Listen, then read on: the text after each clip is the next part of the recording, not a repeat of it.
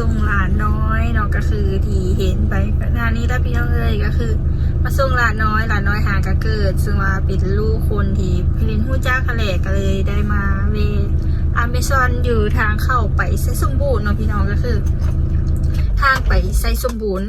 ขี่เข้าไปกับสีอานผู้เลอมาทางนี้กับอีมาเว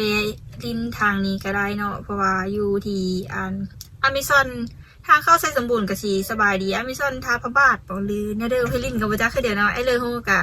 ก็มาเวได้เนาะผู้เลอมาไซสมบูรณ์จิมีอยู่อเมซอนนึงแล้วก็จิมีทางไปไซสมบูรณ์เนาะพี่น้องก่อนมานี่ผู้เลอเอารถส่วนตัวมาเองหรือว่าเดินตามแต่ปกติอเมซอนที่มีอยู่น้ำปั๊มปตทเนาะพี่น้องแต่อันนี้มีอยู่ที่ทางเข้าไซสมบูรณ์เนาะพี่น้องเนาะก็คือขี่เข้าไปทางไซสมบูรณ์ในพุ่นเนาะแต่เพลินมีได้เข้าไปเนาะเฮากับซิมาเวกินอเมซอนยี่นี่สักก่อนนะเดี๋ยวไปทุกคนไปได้เลยไปสร้างเบิ้งเดี๋ยวเพลินจะเอาภาพบรรยากาศรอบๆนี้คือพ่อแม่พี่น้องเบิ้งนำเดียวฮะก็ถือว่างามหลายเนาะพี่น้องเดี๋ยวเพลินพาไปเบิ้งอเมซอนยูลาวกับอเมซอนยูไทยราคาสิแตกต่างเดี๋ยวได้เลยเดี๋ยวคลิปนี้เพลินจิมาสมทีเพื่อเบิ้งเนาะอเมซอนที่ทางฝั่งไทยเพื่อฮูกะคอมเมนต์บอกเพลินได้เด้อละอเมซอนที่ทางฝั่งลาวราคาเท่าไหร่กะสามารถคอมเมนต์บอกเพลินได้เด้อถือว่ามื้อนี้เพลินเองก็มากินไก่เติบพอสมควรถามว่าอยู่บ้านเพลินก็มีปตทอยู่เนาะแต่เฮาหันมาไก่เติบพอสมควรคือมาพี่ทางพี่น้องก็คือไก่เติบทางขึ้นเมื่อเวงจันทร์พี่น้องแต่ก็มีฮอตเวงเนาะทุกคนไปทุกคนเดี๋ยวเพลินจีพาทุกคนลงไปเบิ่งราคาว่าราคาเท่าเลยเนาะสีถึกจอกละเท่าเลยเนาะทุกคนไปเข้าไปทางด้านในน้ำเดียวอันนี้ก็ซิเมนบรรยากาศรอบๆที่เป็นอเมซอนเนาะแต่อันนี้เพลินบูฮูว่าเพิ่นเจเตอร์เนาะแต่นี่ทุกคนฮอตแล้วนี่อเมซอนทางเข้าไปใช้สมบูรณ์ก็สิไปทางนี้เนาะมันจะมีป้ายบอกอยู่เนาะเดี๋ยวเขาขี่รถไกด์มากี้นี่แหละมันก็มีทางบอกอยู่เดี๋ยวเพลินจะพาทุกคนย้ายเข้าไปทางในอเมซอนเนาะทุกคนไปทุกคนไปเดียวเขาจะบอกว่าสบายดีท่าพระบาทเนาะสีประมาณนี้เลยไปคน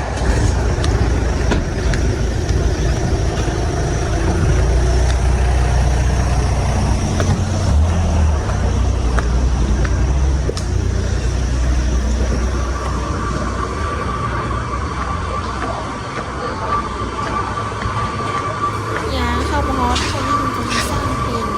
สร้างเอาใส่เกี่ยวปั่นเอาหวานหน่อยก็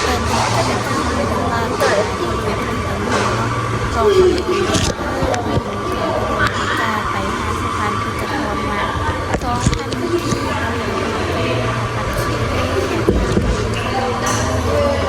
ต่างหลายแห่งว่าจะเป็น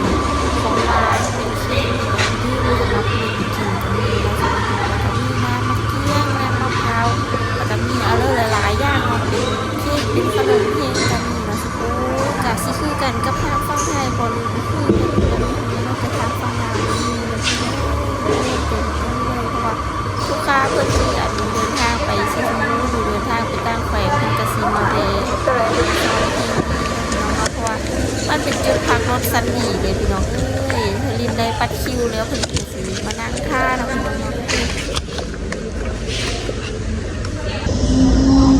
นี่นะทุกคนราคาอเมซอนเฮาก็สีถืออยู่จอบหนึ่ง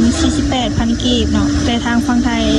บอกว่าราคาเท่าใดเดียวเฮาสิเป็นรายตีเป็นเงินบาทเถอะอีกเท่านึงได้ทุกคนเดี๋ยวเพลินจะขึ้นผ่านจอเลยว่าราคาเท่าเลยเจ้าเนาะนี่ก็ประมาณนี้เด้อเพลินจะสร้างเป็นซาเขียวปั้นหรือว่าซาเขียวปั้นมันจะมีหลากหลายเมนูเนาะทุกคนชิประมาณนี้เลยอยู่ภายในห้างก็ถือว่ากองของเติบพอสมควรเนาะพี่น้องเลยคือทางนี้จะเป็นคอเตอร์แล้วก็เป็นพนักงานก็สิประมาณนี้เจ้าทางในแล้วก็ทางด้านนอกกับฝนตกปล่อยๆแหละมันก็จะมีหลากหลายอย่างหลากหลายแนวเนาะก็คือเป็นฝนตกซอยหน้าฝนแต่ทางเข้าไปใช้สมบูรณ์ก็สิไปทางนั้นเนาะก็คือฝนตกมันก็สีเขียวกับจีขึ้นแน่จากหน่อยนึงแต่เฮากับมีมักปัดเลย มีมักปัดเลยเพราะอากาศฝนนี้มันเป็นได้เลยที่แบบบ่มากเนาะเอาไว้ที่นั่นค่ะเพื่อไปเอาทำปัดสี8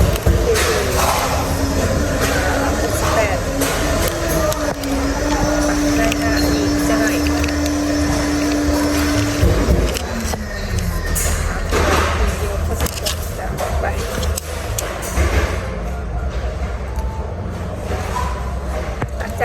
ซ่อนแล้วเขาที่เดินทางต่อไป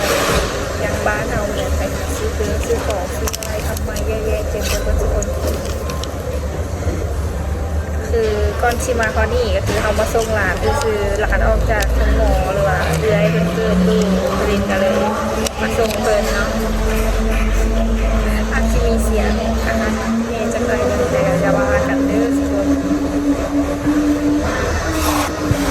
ไปคนแล้วเอาไว้เจอกันตอนที่เราจะเอาอัน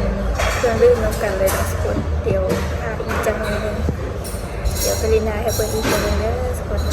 หลังจากที่เรานั่งท่าไปได้จักพักนึงเพิ่นกะเราไปเอาเครื่องดื่มเด้อบัดนี้18พี่น้องมีจุดฮับเครื่องดื่มเลยพี่น้องเพิ่นสั่งเป็นชาเขียวหวานน้อยเด้อพี่น้องเด้อไปทุกคนเดี๋ยวเพิ่นจะชิมเบิ่งว่าอเมซอนทางฝั่งลาวเป็นเนาะเลยนะทุกคนเนาะราคาประมาณนี้เลย 48,000 กีบนะพี่น้องเนาะกะสิมีรอดเธอแล้วก็มีอะไรหลายๆอย่างเนาะพอผลิตนางผักเมยสักก้อนหนะกินแล้วซีเบิ่งจะคำ2 คำเพื่อหูรสชาตินะทุกคนเอ้ยรสชาติกะสีกลมกล่อมลงโตเลยเพราะว่าผลิตสร้างหวานน้อยกะสีเข้มข้นไปทางอันชาเขียวเนี่ยจักน้อยนึงเพราะว่าเฮาจะเดินทางไกลเพราะว่าเฮาบ่อยากงงนอนเฮาก็ต้องซีมอเมซอนกึกอเมซอนเข้าไปสักก้อนหรือเพื่อที่เห็นเป็นคาปูชิโน่หรืออะไรก็ตามแต่เนาะผู้เลือกมักเนาะเลยก็สร้างเป็นแนวนั้นเด้อทุกคนเอ่ยผลิตเองนั่งอยู่นี่ก็คือลูกค้าเพิ่นก็คือมีค่าสายจากเธอเนาะผลิตก็คอยจิบคอยคิดไปว่ารสชาติมันเป็นเนาะเลยเนาะมันจะออกเป็นมันบ่หวานเด้อทุกคนเพราะผลิตสร้างหวานน้อยทุกคนเอ้ยคันว่าสร้างหวานปกติก็คือสีแบบหวานๆแน่จักน้อยนึงกลมกล่อมลงโตแต่ไพลินมีกลิ่นหวานปานเลยหั่นนะก็ได้รสชาติมาเป็นหวานน้อยนะพี่น้องเนาะซิมไปหลายๆค่ำกันเลยฮู้เรื่องว่าโอเคเดี๋ยวเฮาก็สิเดินทางต่อแล้วเฮาต้องกินปุ๊กๆค่ะนะคิดว่าครั้งนี้ค่ะนะทุกคนจริงๆไพลินควรสร้างเป็นคาปูชิโน่ปั่นเด้อทุกคนเอารสชาติเข้มข้นเลยค่ะนะแต่เฮาก็สร้างเป็นอันเด้บ่แม่นสร้างเป็นชาเขียวปั้นเนาะทุกคนเนาะไปทุกคนเดี๋ยวไพลินชิมเบิ่งรสชาติเลยแล้วไพลินก็สิขอตัวออกเดินทางเพื่อกลับมือเฮือนเนาะพี่น้องเนาะพอไพลินสิได้เดินทางต่อกลับมือเนาะทุกคนเฮาต้องเฮ็ดเวลาทำเวลาซะก่อนไปทุกคนพอไพลินเนี่ยเองมีแผนที่เดินทางต่อเพื่อเดินทางกลับเมืองบ้านเฮาก็ต้องได้ทำเวลาเนาะพี่น้องเนาะคือออกจากอเมซอนถามว่ารสชาติโอเคเลยเนาะที่ทางฝั่งลาวเพราะไพลินสั่งหวานน้อยเนี่ยอยู่ที่สบายดีค่ะพ่อบ้านก็คืออยู่ประมาณนี้แหละอยู่อเมซอนคาเฟ่นี่ไปที่ไปใช้สปูนกับผ่านทางนี้แหละเนี่ยมันก็ซิมีรถทุกคนรถไปใช้สบูนเห็นตลอดเนาะพอดีเห็นตลอดทางรถเข้าไปใช้สบูนเป็นเมืองรถแจ้งไปเดินกันตามแต่เราก็มีรถเข้าไปทางนี้นะทุกคนเดี๋ยวพอดีท้ายให้เพิ่นเนี่ยถ้าผู้เดินที่เข้าไปทางไซสมบูรณ์ก็สิมีรถตู้แล้วก็มีหลายๆรถแต่ผลินกันยังบ่ทันเคยไปจะเทื่อเดียวถ้าทุกคนน่ะเป็นกำลังใจให้ผลินเอ็นฮาเลในหลายๆสิ่งแล้วในหลายๆอย่างได้เดี๋ยวผลินสิพาทุกคนไปแขวงไซสมบูรณ์ถ้าถามว่านักท่องเที่ยวหรือว่าท่านใดที่สนใจหรืออยากไปทางไซสมบูรณ์ก็สามารถไปได้เด้อมันจะมีสถานที่ท่องเที่ยวหลายๆอย่างแล้วก็มีเมืองต่างๆที่สวยงามนะพี่น้องเนาะนี่ก็คือเป็นรถตู้แต่ก็ลินโบฮูว่ามีฮอจังมุงหาจังมุงเนาะแต่ฮูว่ามีรถตู้ไปแข่งสมบูรณ์หรือว่ามีรถเมล์ไปแข่งสมบูรณ์นะพี่น้องเนาะก็ที่เข้าไปทางด้านนี้แล้วพี่น้องเลยส่วนตัวของลินเองก็บ่เคยไปจักเทื่อว่าแข่งสมบูรณ์นะมันเป็นเท่าเลยได้เราสุกเนาะเดียวฝากทุกคนเป็นกำลังใจให้ลินไอคลิปบางทีไพลินอาจจะมีโอกาสพาพี่ๆน้องๆไปยินที่แขวงสมบูรณ์ได้นะพี่น้องเนาะไปทุกคนแต่ไพลินขออนุญาตเดินทางกลับบ้านก่อนเนาะถามว่าไกลจากบ้านไพลินว่าโอ้โคตรไกลเลยพี่น้องไปทุกคนเดี๋ยวไพลินขออนุญาตกลับบ้านกันเด้อพี่น้องเด้ออันนี้ก็เป็นเมืองทาบกหรือว่าเป็นแขวงบ่ได้คำไส้นะพี่น้องเป็นทาบกนะพี่น้องเนาะเฮาก็สิผ่านโขทาบกผ่านเรื่อไปเนาะก็คือไพลินออกมาจากอเมซอนหรือว่าอาหารไปส่งลูกส่งหลานมาจ้าคุณหมอพี่น้องไปหับลูกหับหลานอยู่ทางห้องหมอเมืองปากสั้นแขวงบ่ได้คำไส้บ่เลยอันนี้ที่เป็นขวน้ำมั่งบอกไพลินกับบ่จักคือเดียวเนาะถ้ากะสิมีเป็นตลาดท่าบกพี่น้องไพลินก็ถือว่าเดินทางมาไกลเด้อพ่อสมควรอยู่ได้พี่น้องแต่กะไม่เป็นเลยเนาะเจออันฮักหลานมักผู้น้อยเนาะไพลินเองน่ะเป็นคนที่มักเด็กน้อยเป็นคนมักผู้น้อยแล้วก็เดินทางมาถ้าไพลินมีโอกาสมื้อหน้าเดี๋ยวไพลินสิพาทุกคนมาเลาะเบิ่งตลาดท่าบกแต่ตอนนี้หันก็คือพ่อ อ้ทุกคนเลยไพลินขอกลับบ้านสักก่อนเนาะเพราะว่าเดี๋ยววันที่ซักซ้าเวลาเพอไพลินยังมีธุระต่ออยู่เนาะยังมีเวียงอีกอยู่ขนาดพี่น้องเอ้ยกายาบาเด้อพี่น้องเลยเดี๋ยวไพลินจีให้พาบรรยากาศเลาะทางนี้เออพ่อแม่พี่น้องเบิ่งเนาะพี่น้องเนาะเฮาจีไปพูดเดี๋ยวเบิ่งทุกคนวิวภูเขาแบบโคตรงามเลยพี่น้องเอ้ยป้าพี่น้องเอ้ยเบิ่งหนทางเข้าสองฟ้าทางเขียวว่าจุ้มเลยแล้วก็เป็นบรรยากาศที่ฝนตกหากะเศร้ามือเราพี่น้องเนาะเบิ่งบรรยากาศน้ำเดียวคือเป็นขี้ฟัวขี้มีกระเดือเบิ่งป้าคนโคตรงามเลยพี่น้องเอ้ยเบิ่งน้ำเดียวแล้วจ้าที่เขาออกมากันถ้าใช้เวลาขับรถนี่พลินใช้เวลาประมาณชั่วโมงกว่าๆเนาะเขาค่อยฮอดก็คือไก่เติบพอสมควรอยู่เนาะพี่น้องเนาะก็คือเขาเดินทางมาป้าพี่น้องบรรยากาศโคตรดีเลยพี่น้องเลยตามเข้มทางเนี่ยคือดีแห้งเรื่องว่าบุดีพลินว่าดีเบิ่งทุกคนเป็นวิวที่แบบบรรยากาศหาแบบสองข้างทางมีต้นไม้เบอร์หญ้าเด้อหนทางไปบ้านพลินจะบอกเลยเด้อว่าดีเด้พี่น้องเอ้ยคือหนทางกะโอ้ยคือเลยจิตแดงคาดอกกับแพงเนี่ยจะน้อยนึงนะหนทางดีบอกยอดซื้อเด้อพี่น้องเด้อพอยอดซื้อว่าอินว่าโหนะพี่น้องเอ้ยบ่เว้ากับบ่ได้หัวเด้พี่น้องเอ้ยบ่เว้ากับบ่ได้หัวหนทางป้าเขากำลังเขียวเนาะพี่น้องเนาะก็คือสุดยอดเลยบรรยากาศนี่นะหาก็เลิกบ่ได้ละเนาะมองจากทางกลับบ้านเฮาคือมีบ้านเด้อคือเดียวนะพี่น้องคือหนทางกลับบ้านนี่บอกได้เลยว่าสุดยอดแฮงพี่น้องเอ้ยทุกคนเอ่ยวิวแมงโคตรงามเลยพี่น้องเอ้ยเบิ่งซอยเดียวทางเฮาที่เดินทางคณะทุกคนป้าพี่น้องวิวโคตรได้ละกะวิวโคตรงามพี่น้องเอ้ยเบิ่งมีหมอกตัดมีภูเขามีอันเดอร์เนาะเดินทางไปตามเส้นทางหนทางป้าเลข23เตอร์นี่โคตรงามพี่น้องเอ้ยแล้วทางก็โคตรดีพี่น้องเอ้ยค่าดอกบ่แพงสิไปอยู่สร้างเด้อพี่น้องเอ้ยเบิ่งทางไปว่ายังยากค่าดอกยังแพงมีเห็นว่าเลยสุดคนบ่ยอกซื้อค่าดอกก็มีเอาแพงเนาะผู้เลยจะได้ถือก็เป็นต่อรองนำบ่เฒ่าแม่ปู่พ่อปู่แม่ย่าบ่แม่นละบ่เฒ่าแม่นายอันนี้ถือแล้วทุกคนเอ้ยเอ้าเดินทางยาวๆพี่น้องเอ้ยคือแบบหนทางนะพี่น้องพลินกะ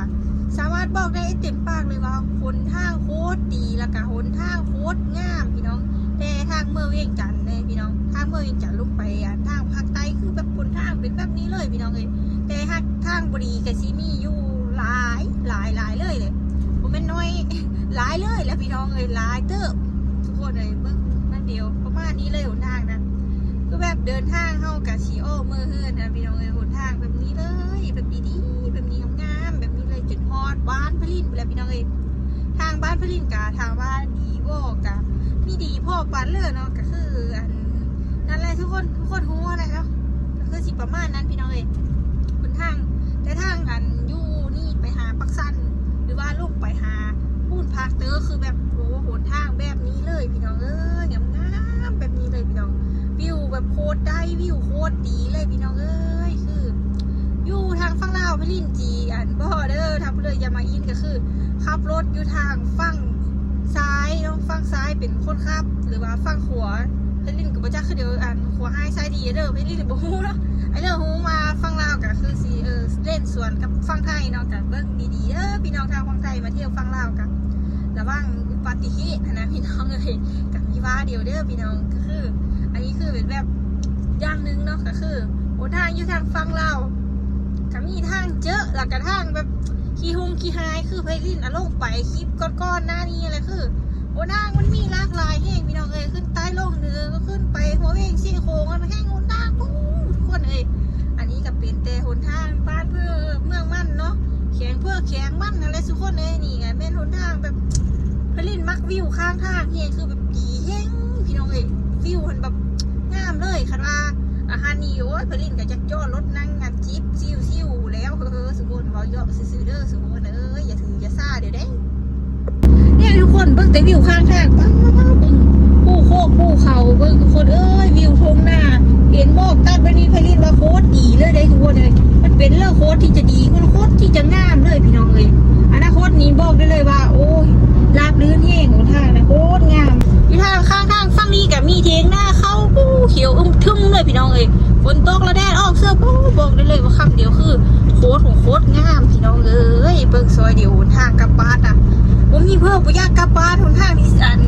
เฮาอันนั้นที่สุดนะคือเจอฟู่ที่สุดก็คือหนทางกลับบ้านไพลินก็คือเดียวไปอยู่กระเด้อกระตามแต่หนทางที่แบบเดอะเบสที่สุดคือหนทางกลับบ้านพี่น้องเอ้ยไพลินโคตรมากเลยการเดินทางพู้เลยแบบมากคือไพลินแน่กะสามารถคอมเมนต์บอกไพลินได้เด้อทุกคนคอมเมนต์อินนำเดียวได้ถ้าไพลินเว้า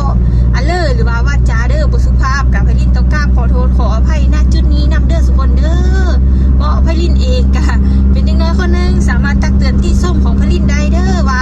ไพลินบ่ควรเอ็ดอันนั้นบ่ควรเอ็ดอันนี้ทุกคนก็สามารถคอมเมนต์ติเตือนหรือว่าคำปรึกษาไพลินได้เด้อเพราะไพลินเองก็หากะกับเริ่มมาเอ็ด2คืนนะพี่น้องเนาะก็คือยังมีทันมีรายได้ยังมีทันมีหลายเพราะประมาณเพราะแล้วก็บ่ทันอันได้รับรายได้จาก YouTube เทื่อเนาะพี่น้องเนาะแต่ก็เป็นความฮักความมักส่วนตัวของไพลินเองก็คืออยากอัดคลิปลงเพื่อพี่น้องเบิ่งแล้วก็เก็บภาพบรรยากาศไว้เพื่อเป็นอันที่ว่าเด้อเอาไว้เบิ่งมื้อหน้าทุกคนเอาไว้เบิ่งมื้อหน้ามื้อที่เฮาเดินทางเป็นมีนาทุกคนแล้วพอไปอยู่เมืองอื่นบ้านไกลยังเห็นวิวธรรมชาติบ้านเฮาเด้พี่น้องเอ้ยแบบวิวสองข้างทางวิวงามแบบนี้เลยพี่น้องเอ้ยเฮาก็จะเก็บภาพบรรยากาศทางกลับบ้านเอาไว้เพื่อในอนาคตเฮาสิบ่มีโอกาสได้กลับมานะเฮาก็ยังได้เบิ่งสินะแล้วเฮาก็หาโอกาสหาเวลาเพื่อที่จะกลับมาบ้านเฮาเมืองเฮาเนาะพี่น้องเนาะก็คือที่ประมาณนี้เลยพี่น้องโอ้ทางบอกเลยว่าโคตรงามโคตรเด้อเป็นเรื่องที่จะดีแฮงพี่น้องเอ้ยทุกคนเดี๋ยวไพลินจิขอตัดภาพไปก่อนนะเพราะว่าตอนนี้แบตโทรศัพท์ของไพลินหรือว่าแบตกล้องของไพลินเองเนี่ยจิเบิร์ดแล้วพี่น้องเลยจิเบิร์ดแล้วค่ะนะความว่าไพลินเก็บถ่ายภาพบรรยากาศสองข้างทางแต่กะมีทุกคนอยู่ข้างทางของบ้านที่ไปบ้านไพลินนะก็มีเข้าหน้ามีอันเบยางเลยเขียวทุ่มพี่น้องเลยโคตรงามพี่น้องเดี๋ยวเห็นบอลเลยงามไพลินกับจีขอจับโทรศัพท์ขึ้นมาถ่ายหรือมาอัดเธอพี่น้องเพิ่งอีเธอหนึ่งเนาะพี่น้องเราไปเบิ้งน้ำเดียวเลยภาพบรรยากาศนะนี่ทุกคนอยู่สองฝากข้างทางกับที่มีอันว่างขายของต้นของฝากเนาะขึ้นซื้อขึ้นอันลือซ่าของแขวงบริคำไส้เลยพี่น้องเลยแขงของพระดินนี่แหละพี่น้องขายยาที่ตามข้างทางเต้ไปเบิดเพิ่มมาอย่าซื้ออย่าลองเป็นของต้นของฝากอย่าลืมนะทุกคนเนาะมาแวะซื้อแวะหาได้อยู่ที่เมืองทาพระบาทพี่น้องขึ้นกับเมืองทาพระบาทแล้วตัวนี้มันจะเป็นแขวงเป็นแขงเดียวกันกับแขงของพระลินอยู่พี่น้องเลยขึ้นซื้อลือซ่าของเมืองทาพระบาทพี่น้องราคาเป็นขึ้นซื้อลือซ่าของเมืองหรือเป็นเมืองแล้วก็เป็นแขวงเลยเดี๋ยวพี่น้องเนาะก็คือป่าแห้งน้ำโลน้ำจิงนี่แหละพี่น้องพระลินก็ลืมความโขนแล้วพี่น้องลืมความโขนแล้วพี่น้องเลยแล้วก็ขึ้นซื้อลือซ่าเลยแล้วพี่น้องเพื่อเลือกไกลไปไกลมายังแวะซื้อแวะหาเป็นของฝากของต้นพ่อแม่พี่น้องกับสามารถแวะซื้อแวะหาได้เพราะว่าการเดินทางเข้ากันนี่อุปสรรคหลายอย่างพี่น้องเนาะผู้เลยจะได้มาเป็นของต้นของฝากเพื่อลินกับสิขอฝากไว้ซ้ำนี้ได้พี่น้องเปลี่ยนของขึ้นซื้อลือซ่าของบ้านของพลินเองหรือว่าเมืองกับโบเวนเมืองของพลินดอกเป็นแขวงซะเนาะเป็นแขวงของพลินพี่น้องเป็นแขวงของพลินคือปลาแห้งน้ำโลน้ำจริงพี่น้องเห็นว่าดูยูซุ้มทางหน้าคุณเดี๋ยวพลินซูมาเบิกพี่น้องเป็นซุ้มเพิ่นกะสิขายอยู่2จุดนะพี่น้องเนาะก็คือเป็น2จุด2จอคือทางฝั่งนั้นกะสิขึ้นมาทางเวียงจันทร์กะสิอยู่ฝั่งขวามือแต่อันนี้มันสิอยู่ฝั่งซ้ายมือแล้วอยู่2ข้างทางในขี่มาอันนั้นกะสิเห็นอยู่เนาะพี่น้องเนาะก็คือตามนี้เลยปลาแห้งน้ำโลน้ำจริงพี่น้องส้มปลาขึ้นซื้อกับปลาเลยพี่น้องความเสลียวสลาดชุดกับแขงบริคำไส้แล้วพี่น้องโบแมนละมีปลากินลายนะพี่น้องว่าจะซื้อเด้อพี่น้องก็คือสิสลาดเสลียวคือเดียววัดทุกคนแหละพี่น้องเนาะก็มีหลากหลายหาลูกค้าเลือกซื้อเลือกหาได้เป็นของต้นของฝากเนาะพี่น้องอยู่ที่บ้านยอดให้เด้อพี่น้องอยู่น้ำโลน้ำจริงแล้วพี่น้องกาสีผ่านไปผ่านมาเพื่อไกลไปเกิดมาอยากได้เป็นของต้นของฝากขึ้นเตอร์ลงเหนือกันสามารถแวะซื้อแวะหาได้เด้อพี่น้องไปทุกคนเดี๋ยวให้ลินจิขอถนอมแบตสักก่อนเนาะถนอมแบตไว้มือฮอตเทอร์เลยของกาสีอันนั้นเนาะพี่น้องก็คือสิถ่ายเบิ้งเลาะสุดทางแล้วพี่น้องมีอันเดอร์ไปลินกับสีถ่ายปัดพี่ปัดน้องเบิ้งฝากไปตอนพ่อแม่พี่น้องเนาะกับเป็นของต้นของฝากพี่น้องของต้นของฝากก็มีอันเดอร์ต้นอันเดอร์ฝากพ่อแม่พี่น้องอะไรก็คือมีแต่คลิปวิดีโอแล้วพี่น้องพาบรรยากาศบ้านเมืองบ้านแขวงของลินทุกคนไปเบิ้งเนาะคือข้าวเขียวกะจี้เขียวงามๆเลยพี่น้องแต่กะไปทุกคนเดี๋ยวเอาไว้ไปเจอกันอีกเธอตอนพลินฮอตเทิร์นเลยนะบางเธอกันยังบ่ฮอตเทิร์นเธอเนาะพลินกะจีอันท่ายเธอพี่น้องมืออีกไปทุกคนเป็นแล้วเลยท่าที่ตามรับชมเบอร์คลิปอีกเธอหนึ่งเด้อหลังจากที่เฮาเดินทางมาจาก คาเฟ่คุณเนาะทุกคนเนาะพลินเองก็เดินทางมาฮอดหน้าด้านสากลไทยลาวแห่งที่5เป็นที่เรียบร้อยแล้วมจเกอเข้ามาจีฮอดบ้านเฮาแล้วเนาะพี่น้องเนาะก็คือเฮาไปเมืองท่าพระบาทหรือว่าไปทางท่าบกผู้ใดพี่น้องเอ้ยเดินทางกะจีประมาณอยู่ราวๆ40หรือประมาณชั่วโมงนึงเพราะเฮาขับรถช้าเนี่ยจะน้อยนึงกะจีตอนนี้ก็เดินทางเข้าสู่เมืองปากสันเป็นที่เรียบร้อยแล้วเนาะก็คือฮอดบ้านฮอดเมืองของพลินแล้วพี่น้องเอ้ยนี่ทุกคนด้านสากลหรือว่าด้านประเพณีเนาะทุกคนเนาะด้านประเพณีญี่ปุ่นแต่อันนี้มันเป็นด้านสากลคือเฮาสามารถเอารถเยอะข้ามไปได้เนาะพี่น้องเนาะก็คือโหมิตรภาพแห้งเดียเมืองปากสันของแรงบุรีคำไส้เฮานี่แหละพี่น้องเอ้ยนี่พี่น้องไปกันอันนี้เป็นปากสั้นทางเลี้ยวเข้าไปหันก็สิเป็นด้านสากลเนาะเดี๋ยวมื้อหน้าพลินมีโอกาสพิจิตรให้เบิ่งเนาะแต่ถ้าผู้เริ่มมีรถทางไปทางนี้คือแบบสะดวกสบายแห้งพี่น้องเอ้ยแต่ผู้เริ่มอ่านไปส่วนตัวหรือไปไอเดียวพลินแนะนำถ้าผู้เริ่มจีข้ามคือข้ามด้านเฮอดีก่อนเนาะพลินกับประจักษ์คือเดี๋ยวเราเดี๋ยวมื้อหน้าพลินมีโอกาสพลินจีท่ายให้เบิ่งเนาะทุกคนเนาะก็คือตอนเดินทางไปปักซานนี้ยังอีก9 กิโลเมตรแต่ถ้าไปคำโมนหรือว่าไปอันทางภาคเตอร์ก็สิอันเมืองคำโมนพุ่นนะทุกคนก็อีก200 กิโลเมตรพี่น้องเอ้ยประมาณนี้เลยไปทุกคนเดี๋ยวพลินขออนุญาตตัดภาพไปที่เฮือนเลยพลินแบตโทรศัพท์พลินจีเบิร์ดแล้วพี่น้องเอ้ยให้ทุกคนไปเบิ่งน้ำเดียวตอนที่อันพลินฮอตเฮือนเดินทางฮอตเฮือนเลยเนาะพี่น้องเนาะพลินขออนุญาตตัดภาพสักก้อนพี่น้องเอ้ยเพราะว่าแบตเฮาสิเบิร์ดแล้วพี่น้องทุกคนหลังจากที่พลินไปส่งแอน้อยหรือว่าไปส่งหลานน้อยหลังจากที่ลินไปส่งหลานน้อยหรือแอน้อยเขาไปเวอยู่อเมซอนเนาะอเมซอนทางเข้าไปไส้สมบูรณ์เนาะพี่น้องๆพลินก็เดินทางมาออนเฮือนเป็นที่เยี่ยมพอแล้วทุกคนเลยสำหรับคลิปนี้พลินก็สิขอปิดคลิปไปเพียงเท่านี้หรือจบคลิปไปเพียงเท่านี้เอาไว้เจอกันเมื่อคลิปหน้าอย่าลืมฝากกดไลค์กดติดตามเพื่อเป็นกำลังใจให้พลินเนอร์สุกคนเนอร์สำหรับวันนี้ขอคำว่าสบายดี